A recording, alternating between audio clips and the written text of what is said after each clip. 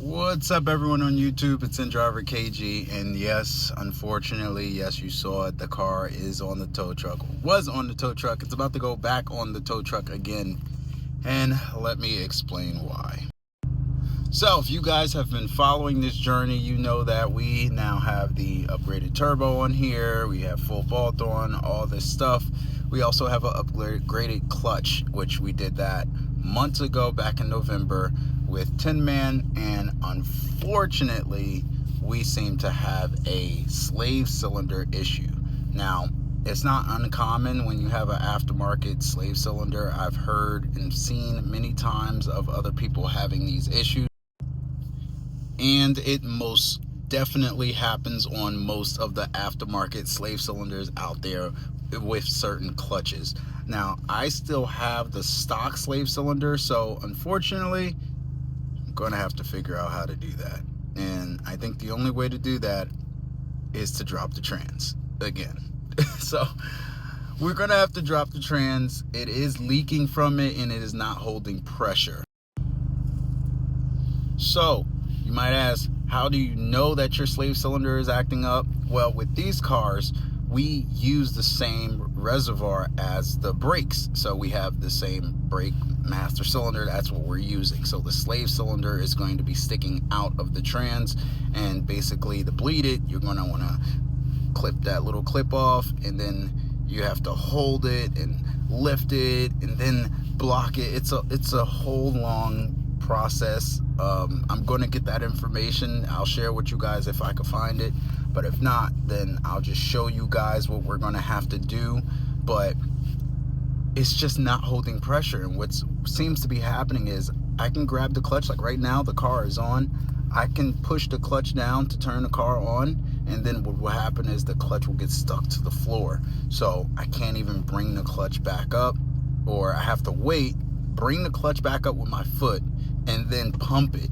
And then I have a little bit of pressure for a little bit of time. Now, it's been getting worse and worse, but ever since the slave cylinder started leaking, now we're starting to have it, whereas it's getting air in line as I'm pumping the brakes and then letting fluid out. So I'm losing brake fluid, and it's not a good fluid to leak.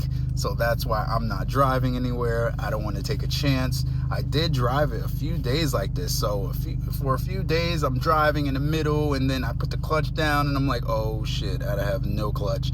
So I have to quickly grab that clutch up, pump it in the middle of being in gear. And it happened to me yesterday. I was at 60 miles an hour, and unfortunately it happened like 3 or 4 times in the middle of the highway. That is a hazard, and luckily it's not my first rodeo with clutches or anything with the clutch pedal acting up in some of my cars. I had a Saab years ago, or I had a few Saabs, but one of my Saabs, it was a 9593 SE with a V6, and it was a manual. Very interesting car. You won't even find them nowadays, but that car had an issue with the plastic piece inside of the shifter boot. So when I hit a bump, the whole shifter turned and like leaned, and when I tried to use first and second gear, I couldn't use it. So for the life of me, I was trying to figure it out, and then I realized I still needed to get to work, and that was my only car. So I drove it like that, starting off in 3rd gear for like a week,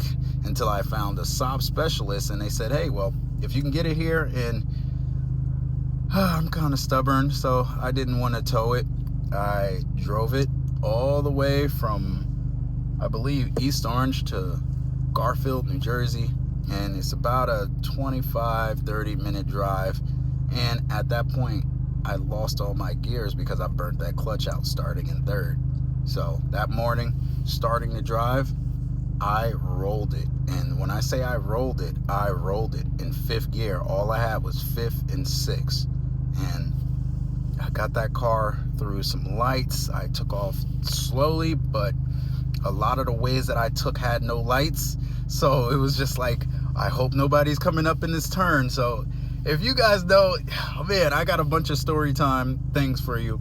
But like I said, it's not my first time dealing with a messed up clutch. So what we're gonna do, we're going to tow it over to my boy's shop, and then we're gonna figure it out from there. So let's see what we can do. If we have to drop this trans, we have to drop this trans. That's just what it is.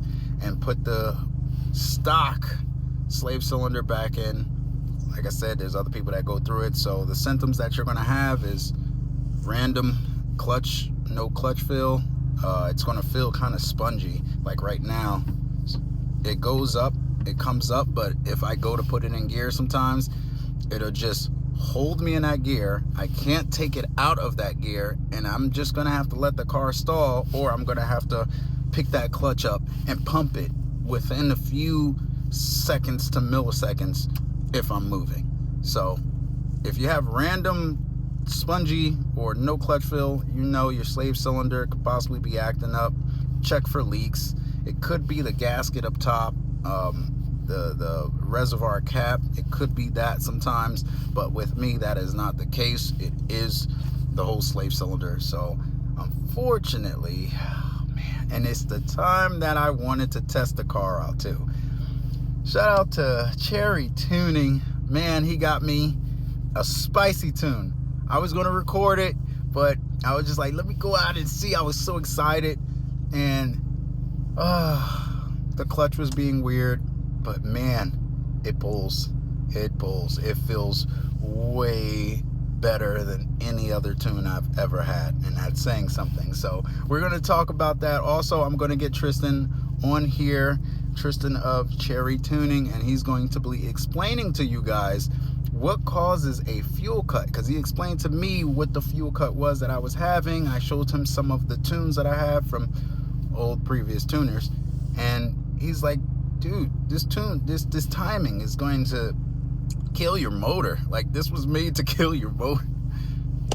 Okay, so he's going to explain it to you guys what exactly it is that's causing all the fuel cut with old tunes.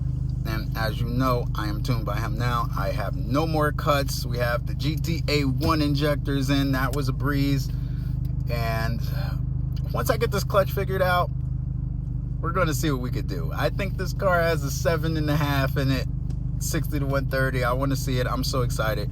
And I'm excited to see what you guys get with your tunes. And, you know, if you guys are looking at Cherry Tuning, you can go on his website, cherrytuning.com.au, and check him out. If you have a EK1 already, you can just pay for the tune. You don't have to go through the whole process of getting another EK1 or so. And I'm going to find out if you have a spare tune from another company, can you get that tuned in, all that stuff. But we got a lot of things planned. I am outside of the car right now. I know you guys saw it, but I don't want to show you guys the whole wrap that's going on, so we'll get to that. Give me some time. Also, I will be showing the 1 year whole thing of how this car has been. Obviously, this is I believe the first time we've been on a tow truck in this car. Now, it's not stranded fully. It's just, I think it's unsafe to drive. I did drive it over here because when the tow truck comes, I just want them to easily just get it on the truck. But man, at least the car hasn't left me stranded, and we're gonna figure this thing out so I can get you guys some quality content and you can see what it's like to have power. So we're hoping now with this tune, I'm not as optimistic about 500 as I was, because 500, from what I'm seeing, isn't the most realistic and reliable number.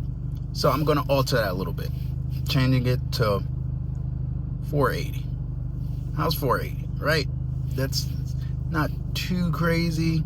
20 horsepower difference, but the torque matters. So we'll try and keep that torque down below the 440 mark. I think